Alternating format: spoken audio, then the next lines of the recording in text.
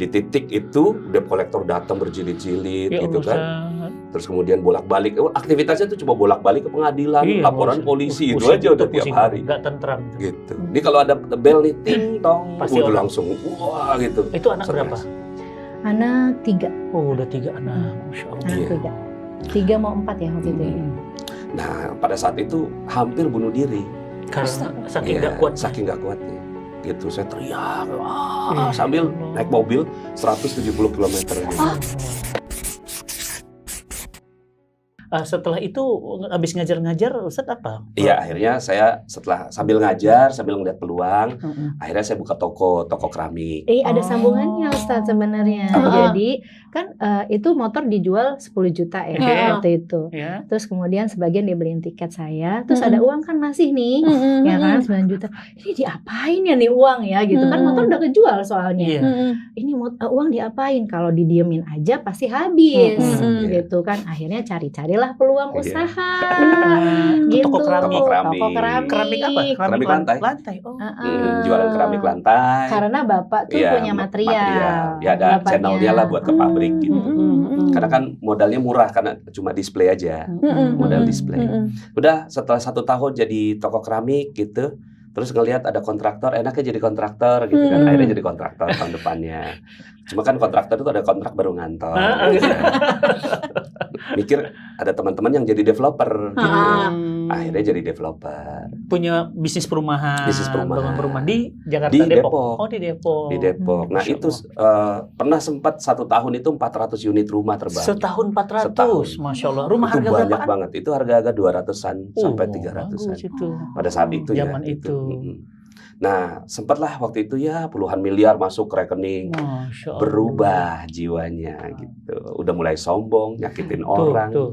Nganggap diri hebat. Karena dulu nggak punya duit. Dulu nggak punya duit. Gitu. Tapi saya selesai S2. Saya S2 lagi. Nah, akhirnya coba diselesaikan dulu. Dari bisnis itulah. Kamu S2? Saya S2 UI. Masya Allah. Di Kesehatan Lingkungan UI. Berarti sebenarnya S2-nya 2 kali. Saya S2-nya 2 kali karena beliau mau menunaikan janji syarat gitu. Janji saya S2. Nah, saya itu dengar kabar Ustadz sampai kejebak hutang 21 miliar. Itu gimana ceritanya 21 miliar? Jadi waktu itu saya lagi ngembangin project. Ada 5 yang berjalan bersamaan. Ini yang developer. Ya. 5 berjalan bersamaan, gitu kan ternyata ada. Pokoknya waktu itu pesat banget. Iya, ada krisis ekonomi yang 2009. 2009. Iya. Ya, yang Lehman Brothers. Pada tumbang perumahan. Iya, nah itu kan akhirnya kebijakan bank itu tidak memberikan kredit gitu. Dan yang memang kalau bicara krisis makro, yang terkena dampaknya langsung properti gitu. Nah, saya nggak ngerti tuh ekonomi makro gitu. Waktu itu sebenarnya udah ada tanda-tandanya, tapi ya udah kita buka project. Pas buka project itu nggak laku-laku lah. Iyalah, belinya berat orang juga. Akhirnya pas nggak laku, diambil semua tanah-tanah saya ini sama investor. Jadi investor yang ngambil semuanya, udahlah saya kembaliin gitu kan. Gitu. Nah, pada saat itu sombongnya ada gitu. Bismillah saya masih bisa gitu kan. Karena udah punya ilmu developer, udah kenal bank gitu kan, mulai kenalan sama bank. Bank syariah, pinjam duit. Tapi sebenarnya ya ada triki-triki kan biasa kalau dalam bisnis ya. Disitulah dosanya. Akhirnya mulai dah tuh minus sekian sampai minus 21 miliar. Mulai dari bank syariah ke bank setengah syariah, ke bank konvensional, ke BPR gitu kan. Minjemnya tuh sampai ke bank kepala hitam, udah kena juga. Nah, di titik itu debt collector datang berjilid-jilid gitu kan. Terus kemudian bolak-balik, aktivitasnya itu cuma bolak-balik ke pengadilan, laporan polisi, itu aja udah tiap hari. Nggak tentram itu. Gitu. Ini kalau ada bel nih ting tong, udah langsung wah gitu. Itu anak berapa? Anak 3. Oh, udah 3 anak, Masya Allah. Anak 3 mau 4 ya waktu itu.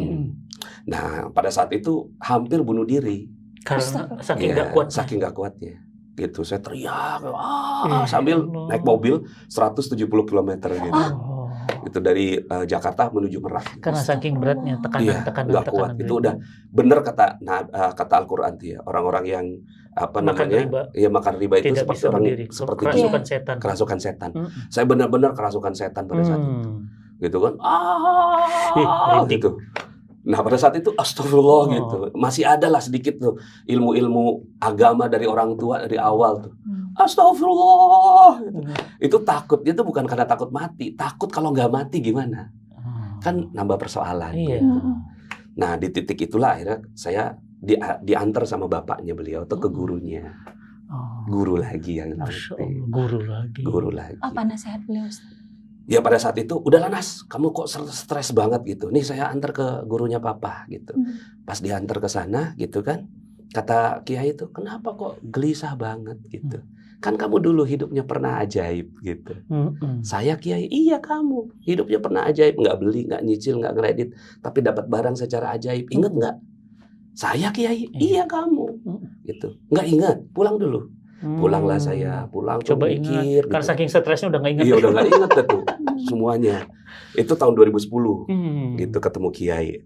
Ingat kejadian di Malaysia 2002 gitu. Saya tuh waktu itu istri lagi hamil, minta sayur. Setiap dia minta sayur saya menghayal gitu. Enak kalau punya kulkas. Belinya sekali, masaknya seminggu. Gitu. Nah, orang Malaysia itu kan kalau mau ganti perabot, letakkan perabot yang lama di depan. Di depan rumah. Silakan diambil sama siapa saja, gitu kan. Nah, kenal ya Ustaz ya? Saya 5 tahun di Malaysia. Oh gitu. Di Kuala Lumpur. Nah, waktu itu sholat zuhur. Ya doanya mah Robbana atina, tapi di kepala pengen kulkas. Pas keluar dari masjid ada kulkas dibuang. Gitu. Ada kulkas dibuang. Gitu ya, akhirnya saya telepon teman saya, boleh nggak diambil ini, jumlah tarik lah, gitu kan, dibawa nyampe rumah nyala, masih bagus, masih bagus gitu kan ternyata. 2002 tuh, ini kali yang dibilang Kiai, gitu kan, datang lagi saya ke Kiai, udah inget belum kulkas ya, gitu, udah inget belum kulkas ya, iya Kiai, gitu. Tuh kan kamu nggak beli, nggak nyicil, nggak kredit, tapi dapat barang secara ajaib, gitu. Terusin dong, yang kayak gitu, yang harusnya hidup kamu jalanin. Itu tuh kayak orang yang minus 21 miliar, dinasihati kayak begitu tuh udah kayak sorga gitu. Bisa kamu tuh lunas puluhan miliar utang kamu itu, gitu. Nah waktu itu seneng tapi nggak ngerti, seneng tapi nggak ngerti gimana, gitu kan, bisa lunas gitu. Gitu kan. Nah akhirnya saya 2 minggu sekali datang ke Kiai, datang lagi ya, seiring berjalannya waktu pemahaman nambah kan. Oh begini caranya gitu. Dan subhanallahnya tuh setiap pulang dari Kiai gitu kan ada aja keajaiban gitu. Setiap pulang dari Kiai ya kan berkahnya guru. Setiap dari Kiai ada aja. Makanya saya jadi ketagihan ke Kiai itu. Ketagihan gitu. Pertama ketagihan karena menghindar dari debt collector. Karena ketakutan larinya ke Kiai. Lari ke Kiai. Bagus. Terus pas pulang dari Kiai ada aja gitu. Keajaiban. Ada duit gitu kan ya, yang sedikit-sedikit gitu. Akhirnya saya berkahnya gitu. Salah satu berkah saya menurut saya ada 2 itu waktu itu. Saya ngejar ridhonya Bapak waktu itu. Saya punya dosa sama Bapak saya. Pada saat itu saya udah mulai sombong. Bapak saya tuh ngerasa kayak, oh Nasrullah udah kaya jadi sombong ya gitu. Akhirnya saya sadar ada nasihat Kiai, saya datanglah ke Bapak saya. Apa yang bisa membuat Bapak lebih ridho gitu. Oh kalau mau buat Bapak lebih ridho gitu, buatin proyek Bapak di kampung gitu. Bapak mau pulang kampung gitu. Waktu itu nggak punya uang. Iya, kamu punya uangnya? Ya nggak punya Pak. Mana lagi habis-habisan. Gitu, iya. Tapi saya punya tekad Pak gitu. Mudah-mudahan bisa gitu. Ya udah akhirnya saya tutup semua proyek yang ada di Depok, mulai proyek 1 aja yang ada di Parepare. Gitu. Pengen bakti sama Bapak. Bakti. Udah itu aja, fokusnya bakti aja sama Bapak gitu. Terserah ada untungnya, enggak ada untungnya, atau ada konsumen atau enggak, jalan. Keajaiban terjadi gitu. Keajaiban terjadi gitu kan. Tanahnya dapat, konsumennya dapat gitu kan. Dan akhirnya saya bolak-balik ke Tanah Suci gitu. Itu saya ngerasa betul karena itu barokahnya dari orang tua dan guru gitu. Masya Allah. Nah pada saat itu bolak-balik ke Tanah Suci. Nah pada saat di Tanah Suci kan dicuci terus kan, bolak-balik gitu kan. Ya termasuk juga melarikan diri dari debt collector juga. Pernah tuh Ustaz, debt collector itu datang ke bandara. Saking ngejarnya. Ngejar. Enak banget dia bolak-balik ke Tanah Suci. Utangnya kagak dibayar gitu. Waktu itu akhirnya travelnya gitu kan, yang Mihrab Qalbi. Udah Ustaz masuk aja ke pesawat dulu biar kami yang ngurusi jamaah. Saking begitu. Itu belum beres 21-nya. Belum itu. Cuma ya itu bolak-balik. Titik beresnya, Ustaz. titik beresnya Panjang itu gitu. panjang ini ya. Jadi akhirnya pelan-pelan gitu. Itu tuh kan nggak mungkin langsung blek. Iya. Nah, tapi yang saya rasakan itu Ustadz, yang saya rasakan tuh perubahan diri yang membuat dia akhirnya menyelesaikan semua persoalan. Kan kata guru saya tuh, kalau kamu berjalan menuju lembah, maka cara paling bagus adalah berhenti. Berhenti dulu gitu. Nah, nanti Allah kasih inspirasi, kasih ilham. Akhirnya saya hentikan semua proyek-proyek, apalagi Kiai pas saya sampaikan gitu kan, saya punya kontrak begini, oh itu riba tuh gitu. Udah tinggalkan semua yang riba, tinggalkan semua hutang gitu kan. Udah kamu terima aja, mau di penjara udah siap gitu. Ya sekarang yang penting kamu berbuat baik gitu. Berbuat, ya udah saya fokus berbuat baik gitu kan. Nah, perlahan-lahan tuh ada keajaiban demi keajaiban. Ada yang tiba-tiba telepon ke rumah gitu kan. Waktu itu ada satu teks amnesti. Gitu, saya dikejar-kejar pajak. Jadi 21 M itu sebagian pajak. Sebagian pajak. Itu pajak. Miliaran tuh. Itu udah hampir masuk penjara lah dengan pajak itu. Surat warna coklat itu saya ingat banget tuh. Setiap tahun taruh meja. Nggak berani juga ke kantor pajak. Tiba-tiba ada telepon saya, Pak Nas gitu kan, ini ada kabar baik nih. Teks gitu. Teks amnesti dia datang gitu kan. Nih kalau Pak Nas mau gitu kan, ini bayar sekian gitu. Ada nggak duit sekian? Nggak ada gitu. Kalau nggak dibayar, nanti tetap ini akan jadi utang pajak gitu, dosa abadi gitu. Tapi ini kesempatannya gitu. Akhirnya saya bayar cuma sekitar 20%-nya lah. Gitu. Dari yang segitu besar. Malah 10% malah. 10% dari yang harusnya bayar 100%. Nah, itu salah satu keajaiban buat saya. Teks amnesti, tiba-tiba tanah saya gitu kan, yang tadinya tuh ada di pojokan nggak laku gitu kan, ternyata dilihat orang. Masya Allah, gitu pelan-pelan kan. dibuka jalannya sama Allah ya. Gitu. Tiba-tiba ada ide gitu kan untuk buat apa. Terus kemudian jamaah juga kan alumni kita 1.400. Saya keliling pengajian gitu kan, adalah gitu kan, rezeki gitu. Mereka kasih peluang kerjaan ini gitu. Akhirnya sampai gitu tahun 2016 beres gitu, 10 sampai 2016 gitu ya, belum beres. 21 miliar soalnya. Iya. 2016 itu, jadi kan anak kan ngisi-ngisi training tuh saya. 2012 mulai ngisi training karena 2010 bisnis properti nggak jalan. 2012 belajar jadi trainer. Ketemu Mas Ipo. Mas Ipo gitu kan, belajar gitu. Ketemu juga Ustadz Yusuf Mansur. Gitu. Terus waktu itu ada satu kata-kata Ustadz Yusuf Mansur bilang, Nas, ente mau sampai kapan sembunyi?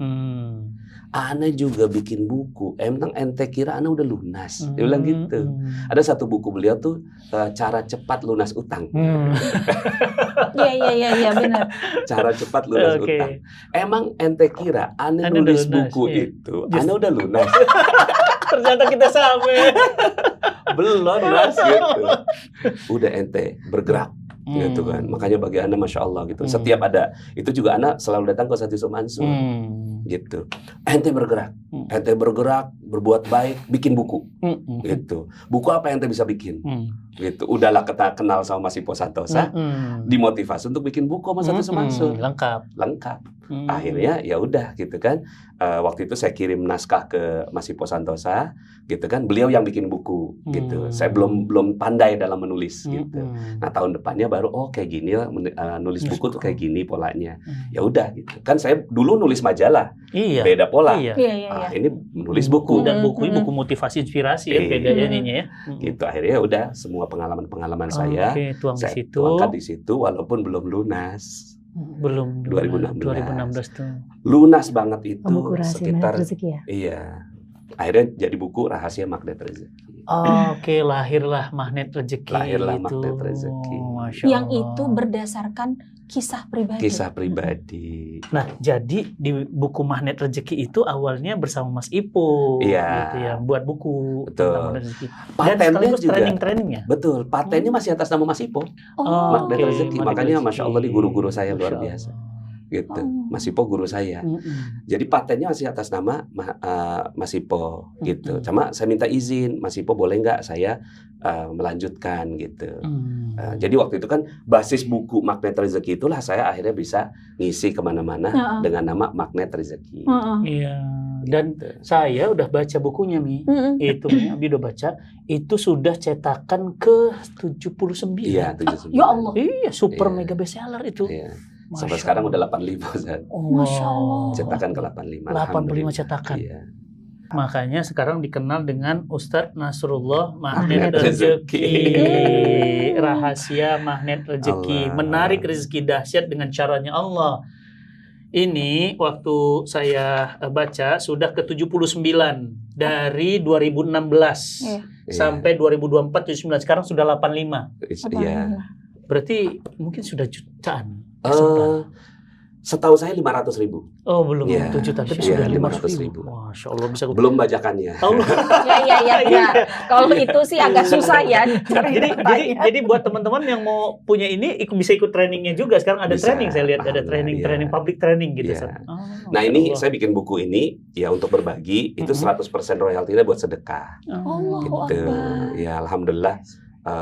Untuk anak-anak santri itulah. Gitu. Masya Allah. Jadi sekarang ada didikan pesantren juga, Ustaz? Iya, pesantren kita sekarang ini lokasi ada 4. Alhamdulillah. Gitu. Satu di Depok, satu lagi di Bogor, dekat sini. Di Bogor, gitu. di Jalan apa? Dekat Atang Sanjaya. Oh, Atang Sanjaya sana, iya. Oke. Kemudian yang ketiga di Bandung, tapi di Bandung ini TK SD. Kemudian di Tegal. Tegal juga. Udah 4 santri-santrinya dihidupin dari buku ini. Jadi setiap teman-teman beli buku, dapat manfaatnya, teman-teman ya. Bukunya buku asli ya. Bukunya asli ya. Dan juga ini belajar semua, ilmunya mudah diserap. Saya bacanya ringan banget. Dan 100% untuk pembiayaan menghidupi pesantren. Luar biasa berkah. Sampai sekarang royaltinya 4 miliar. Allah. Iya pasti. Tapi berarti titik selesainya si 21 di miliar di mana? Iya, titik selesainya sekitar 2018-2019. Oh, sebenarnya masih baru-baru juga ya. Baru. Masya Allah. Baru. Alhamdulillah. Pantes dari wajah sekarang udah lebih seger gitu. Antum kalau ketemu anak dulu gitu, nggak mau ketemu, Ustaz. Kayak ulet bulu. Ya. Ulet bulu itu kan kalau ketemu tuh gatal-gatal gitu. Sekarang energi ya alhamdulillah gitu kan, mudah-mudahan setelah masuk ke pompong jadi kupu-kupu gitu kan. Dari ulet bulu ke pompong kupu-kupu. Allah. Nah, poin utama saat kenapa antum sekarang fokus di Magnet Rezeki? Apa yang mau dibangkitkan dari Magnet Rezeki? Kan karena pertama ya bagi tugas, ya kan.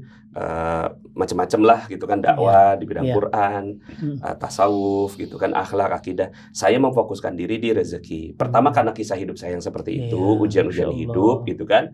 Ya udahlah, ini khasnya saya gitu. Kemudian yang kedua, saya juga melihat bahwa pangkal persoalan rumah tangga itu banyak dari rezeki. Urusan harta, urusan uang. Mungkin kita udah Islam ya, gitu kan, udah tinggal ditambahlah ilmu keislamannya gitu. Tinggal cuma persoalannya adalah kadal fakru ayakuna kufur. Hampir saja kefakiran itu kufur ya, mendekatkan kalian pada kekufuran.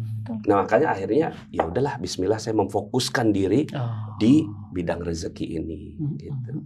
Waktu itu saya minta izin sama kiai, boleh nggak kiai gitu kan, ini inspirasi dari kiai ini saya jadikan buku gitu. Ya, saya bawakan bukunya. Oh, jadi buku ya. Masya Allah. Sampai sekarang masih ada kiai? Kiai masih ada, tapi udah nggak boleh ditemui. Gitu. Beliau udah sangat sepuh lah. Sudah sepuh. Ya, udah fokus ke Allah aja katanya. Sekarang ini buku ini kan ada beberapa part saya lihat ya, Masya Allah, nih menarik banget ya. Jadi misalnya kunci rahasia 1, ya, power of positive thinking, positive feeling, ya kan, motivasi positif, kemudian akhirnya jadi ini. Nah, bisa di sharing sedikit kenapa dengan positive feeling dan positive thinking? Iya, pertama kisah ini kan saya ambil dari kisah saya bersama dengan kiai yang bilang kamu tuh dapetin keajaiban. Nah, sumbernya dari situ bahwa setiap orang tuh bisa dapetin keajaibannya. Gitu, fokuslah dengan keajaiban kamu. Gitu. Nah, gimana caranya untuk mendapatkan keajaiban? Nah, keajaiban itu kata kiai jangan ada dosa satupun. Bagaimana manusia tanpa dosa? Nah, iya, jadi jangan ada dosa satupun. Kalau kamu udah nggak punya dosa satupun, kamu udah kayak di sorga. Gitu. Di sorga itu kan nggak ada dosa, maka semua yang jari ada, yang dimau ada. Nah, maka jangan ada dosa. Nah, saya berkali-kali gitu ya bolak-balik. Apa ya dosa apa? Gimana ya tanpa dosa gitu kan? Nah, akhirnya dapatlah gitu ya. Ada dosa. Kita bagi 3. Dosa pikiran, dosa perasaan, dan dosa motivasi. Maka bersihin pikirannya. Gitu bahwa semuanya sudah bagus-bagus saja. Gitu kan, bersihkan perasaannya. Gitu kan, perasaan tuh nggak boleh ada galau, khawatir, cemas. Kenapa saya belajar ini? Karena kan menghadapi debt collector. Dulu marah. Diambil dari kisah nyata. Iya, dulu marah, kecewa, gitu kan, sakit hati, dendam, gitu kan, dihina-hina orang. Nggak boleh yang kayak gitu-gitu, hadapin dengan baik, gitu. Itu positive feelingnya jadinya. Nah, ternyata ketika saya hadapi dengan positive feeling, debt collector tuh baik juga kok. Gitu. Karena dia juga manusia. Dia juga manusia. Gitu kan, saya kasihin apa namanya air gitu kan, dulu kan gitu kan, ngapain lagi gitu kan, udah capek saya ditagih gitu kan. Tapi setelah itu gitu kan, ya udah kasihin pisang goreng, kasihin minum, maaf ya Pak, saya belum bisa, saya penjara kamu. Ya kalau memang penjara adalah ujungnya, ya nggak apa-apa Pak, gitu. Dia juga nggak bisa ngapa-ngapain.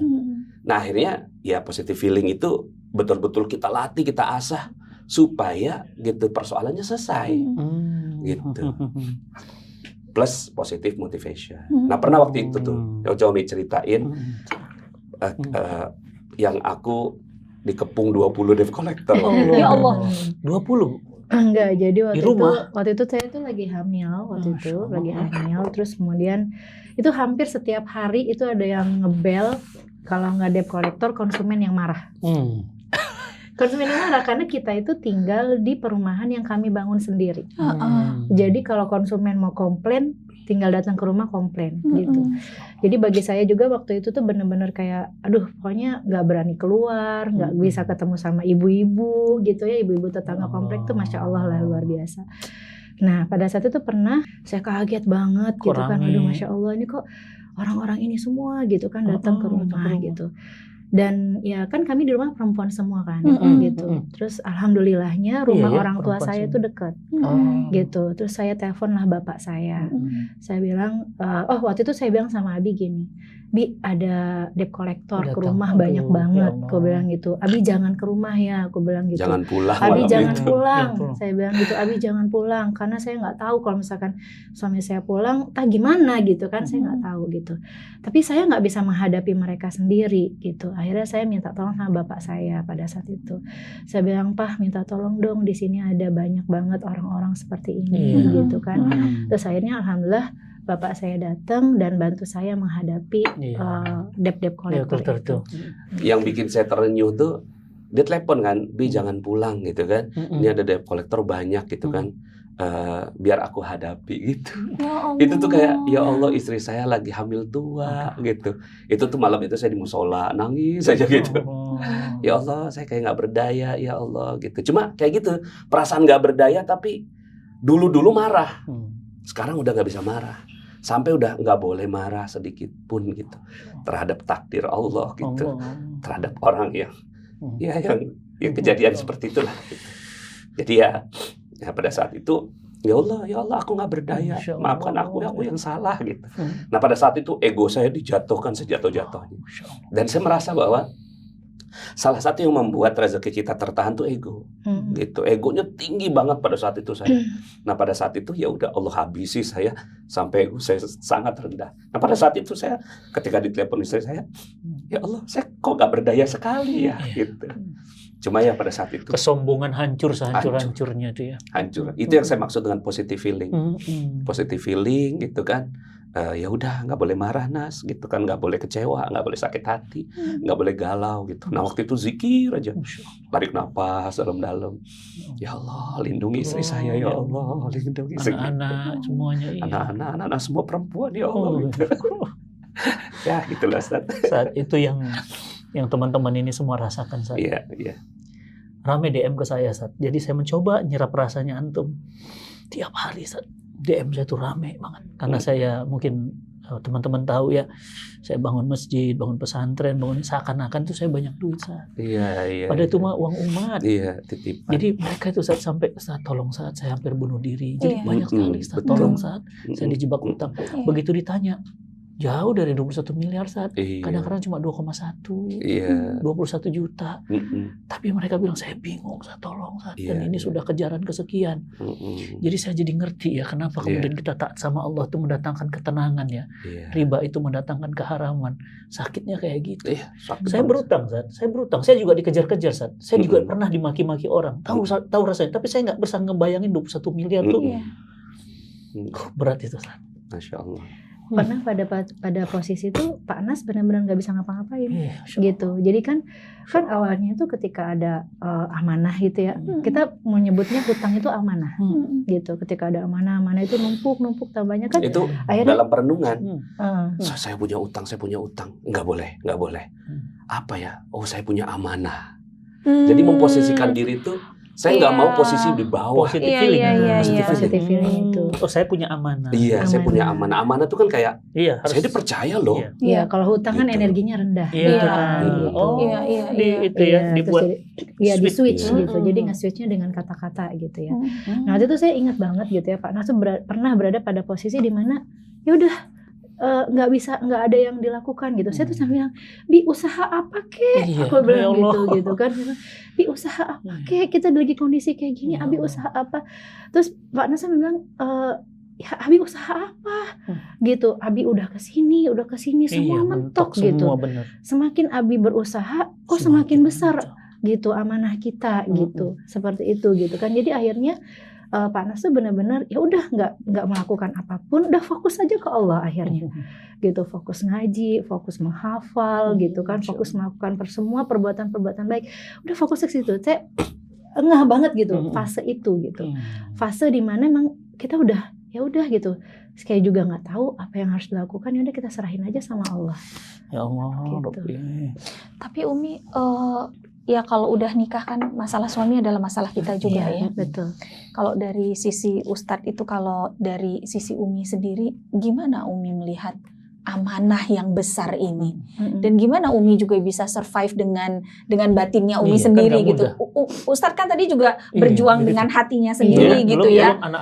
Belum anak-anak banyak gitu. Memang sih kita ini perempuan kayak yang harus kuat untuk suami, harus kuat untuk anak. Tapi juga kan sebetulnya kita struggle ya sama diri kita sendiri. Umi pernah nggak ada di titik yang aduh kayaknya aku udah nyerah deh gitu? Kalau titik itu sih insya Allah enggak gitu, nggak ada titik itu gitu, karena apa ya memang pada saat itu kondisi suami kan seperti itu ya. Saya dulu pernah kerja. Jadi waktu setelah dosen saya bilang udah kamu nggak usah ke Malaysia gitu ya, harus ke Malaysia, terus kemudian saya memilih untuk tidak ke Malaysia. Akhirnya saya minta izin sama beliau untuk saya kerja gitu, boleh nggak saya kerja, saya pengen bantu gitu, saya pengen bantu juga gitu dulu gitu kan. Terus akhirnya saya kerjalah jadi PNS gitu. Jadi saya pernah jadi PNS di Badan Tenaga Nuklir Nasional. Batan. Iya, Batan. Gitu. Nah, terus kemudian kan Pak Anas akhirnya bisnis developer gitu ya. Nah, begitu bisnis developernya maju, beliau minta untuk saya itu untuk berhenti resign. Ini kaitannya dengan budaya keluarga. Saya budaya pedagang, dia budaya pegawai. Jadi saya tuh kayak aduh kalau ngelihat dia kerja tuh kayak nggak rela gitu. Nah, sementara dia juga ngelihat saya gitu kan, kok roller coaster banget pengusaha begitu. Betul, saya kan pengen aman gitu istilahnya gitu kan. Sementara yang dicari nggak aman. Sementara beliau benar-benar kayak gitu. Saya bilang ya udah nggak apa-apa deh Abi kayak gitu, tapi saya pengen ada amannya dikit nih gitu. Maksud saya gitu kan. Jadi ketika saya melahirkan anak saya yang ketiga itu diminta resign gitu ya. Nggak mudah buat saya resign gitu, karena ya ibaratnya kayak itu adalah pekerjaan impian saya gitu ya. Terus tapi ya udah akhirnya saya resign lah gitu kan. Saya taat sama suami saya, kemudian saya resign. Nah, ya udah gitu. Jadi saya menemani semua titik-titiknya. Tapi masya Allah sih, bagi saya suami saya dengan berbagai macam kondisi itu, suami saya tetap bertanggung jawab, Ustaz. Masya Allah. Gitu. Ada sebagian istri kan ada yang setelah suaminya minta untuk berhenti, dia berhenti nih. Tapi pas suaminya lagi terpuruk, dia bilang gini, makanya jangan suruh aku resign waktu itu, kan? Jadi nggak aman kan sekarang. Ada perasaan itu. Ada perasaan itu. Dia trauma. saya tuh selalu mengeluarkan dia, berhenti. gitu, memberhentikan dia dari setiap aktivitas.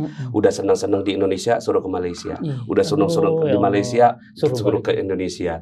Gitu kan, sudah anak-anak PNS suruh keluar gitu kan dari PNS. Jadi ada traumatis dia. Tipsnya Umi supaya bisa ridho sama semua keputusan suami yang kadang-kadang nggak sesuai sama mau kita. Iya benar. Apa ya? Apa itu? Karena banyak istri-istri yang juga kayak gitu. Iya. Kalau saya sebetulnya memang selalu berpikir untuk apa yang bisa saya bantu gitu buat suami. Dan alhamdulillah waktu itu kemudian akhirnya saya jalankan bisnis gitu. Saya jalankan bisnis gitu ya, dan kemudian disitulah saya bisa mulai membantu suami saya gitu. Jadi pada saat bukan bantu sih, saya minjem duit. Pinjam duit 1 juta doang. Kok sama sih? Kamu juga gitu ya? Aku pinjam sama istri. Iya sama. Pinjam yang 1 juta, pinjam 2 juta. Iya, pinjamnya Allah. Iya, jadi waktu itu alhamdullah pinjam gitu tuh kan. untuk bayar debt collector. Gitu. Iya, alhamdulillah kemudian akhirnya saya jalan bisnis, dikasih ridho sama suami gitu kan untuk saya jalankan bisnis, dan ya alhamdulillah gitu. Nah, itu pelan-pelan gitu. Pelan-pelan akhirnya kita bareng-bareng gitu ya sama suami gitu. Dan bagi saya memang kadang-kadang nggak mudah ya untuk ridho terhadap semua keputusannya beliau gitu. Dulu nggak gampang gitu. Kalau dulu ya gitu, dulu tuh ya kita sempat marah-marahan dulu lah gitu kan. Disuruh resign itu nggak kemudian disuruh resign besok saya resign, berbulan-bulan itu gitu ya. Beliau kasih ultimatum, edukasi dan lain-lain gitu kan, sampai akhirnya ya udah saya ikhlas, saya izin juga sama orang tua gitu, gimana ini gitu kan, suami minta saya resign gitu. Jadi sampai saya tanya orang tua, saya tanya kakek saya gitu ya, gimana nih disuruh resign nih, ya udah kata orang tua saya, ya udah nurutin suami gitu, turutin suami gitu kan, insya Allah ada berkahnya gitu, seperti itu. Jadi ada dukungan dari orang tua juga yang menguatkan keputusannya Umi agar ridho kepada suami. Nah, itu orang tuanya keren. Iya, ayo nak, kamu udah nikah nak, taat pertama suamimu. Karena orang tua juga jadi pembisik biasanya. Iya. Itulah kenapa mama udah bilang dari dulu sama kamu, jangan nikah sama dia. Tuh kan, itu kan jadi pembisik. Ya itu makanya. Tapi ketika orang tua bilang itu suamimu, itu surgamu, dukung. Sama kayak Umi. Waktu habis susah beli mesin cuci nggak bisa, semua nggak bisa, itu suami taati. Kita sponsor utama kita orang tua. Beli mesin cuci orang tua, beli kulkas orang tua. Sama Ustaz, nggak minta, ya? Apa maksudnya? Nggak beli, nggak nyicil, nggak kredit. Tiba-tiba udah ada aja di rumah. Benar, keajaiban. Jadi kalau beliau nyarinya kulkas, kalau kita mesin cuci, mesin cuci. Tapi kalau sekarang mau dapat, maksudnya ridho terhadap semua keputusan beliau itu, kalau sekarang saya lebih mudah, gitu, yaitu dengan Al-Quran, gitu.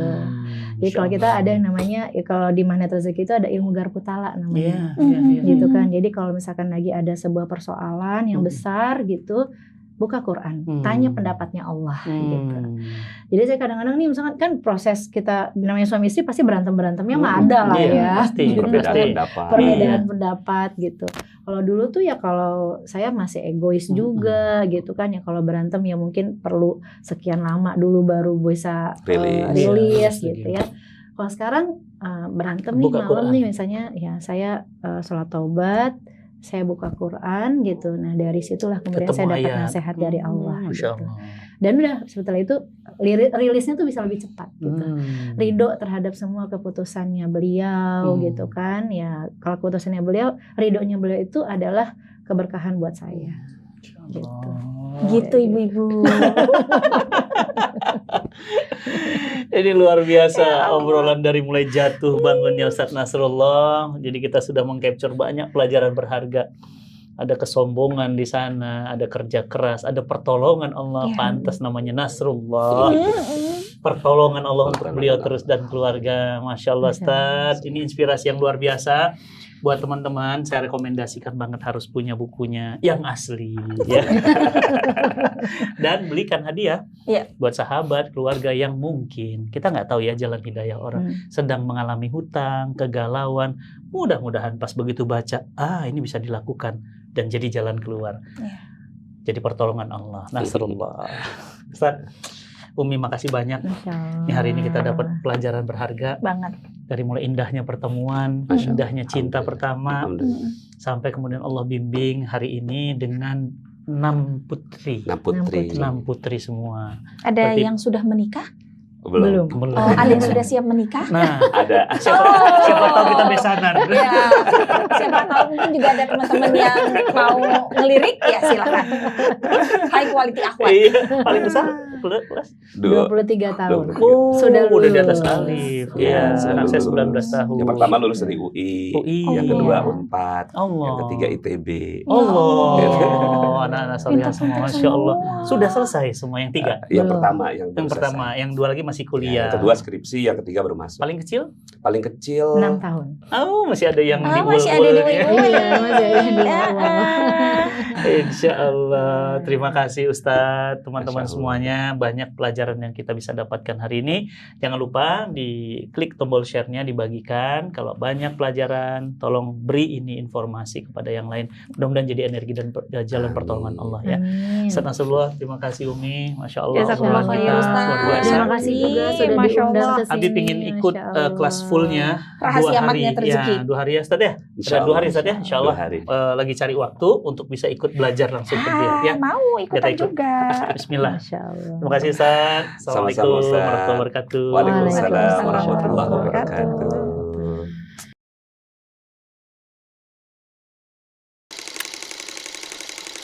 Jadi orang tua itu bukan bercerai hidup tapi bercerai mati. Iya, jadi ibu itu wafat akibat bapak. Saat itu usia 8 tahun belum paham gitu ya. Yang aku tahu bapak jahat gitu. Bapak kenapa pergi gitu. Mereka udah besar gitu. Kenapa bapak milih mereka? Aku tuh masih kecil, masih butuh bapak gitu. Ya terus untuk apa gitu? Maksudnya tuh mereka dulu bareng-bareng sehingga lahirlah saya gitu ya. Kalau ternyata sebelum saya lahir pun mereka udah pisah gitu. Ibu adalah sosok yang menyayat hati Cynthia karena ibu adalah orang pertama yang mencaci maki kerudung aku, dan ibu adalah orang yang entah kenapa beliau tuh suka sekali merendahkan Cynthia gitu. Sangat sakit gitu ya, sangat sakit. Bapak itu banyak mengkhianati ibu sehingga ibu tekanan batin, banyak penyakit sampai akhirnya sakit gitu loh. Saya berkali-kali berdamai dengan bapak, gagal terus gitu. Dan muncul kebencian lebih dalam ketika ingin berusaha untuk berdamai gitu sama bapak. Kok bapak kayak gini gitu? Kok bapak dari kecil tuh gak pernah ada gitu, kayak kenapa aku tuh ditinggalin terus gitu. Kenapa bapak ninggalin aku? Idaman bagi sebuah keluarga adalah tetap bersama. Dan idaman bagi seorang anak melihat orang tuanya saling cinta. Tapi tidak semua orang merasakan hal yang sama. Saya dibesarkan dari keluarga broken home. Saya sangat mengimpi-impikan ayah dan ibu saya bisa hidup bersama dan menikmati cinta sepenuh jiwa. Tapi saya tidak mendapatkannya. Dan dampaknya bagi anak broken home tidaklah mudah. Dia akan menjalani sisa-sisa hidupnya dengan penuh luka-luka di dalam jiwanya. Dan alhamdulillah saya sembuh melewati itu semuanya. Dan saya ingin mengajak sahabat semuanya untuk sembuh bersama event yang saya gelar Broken Home Healing.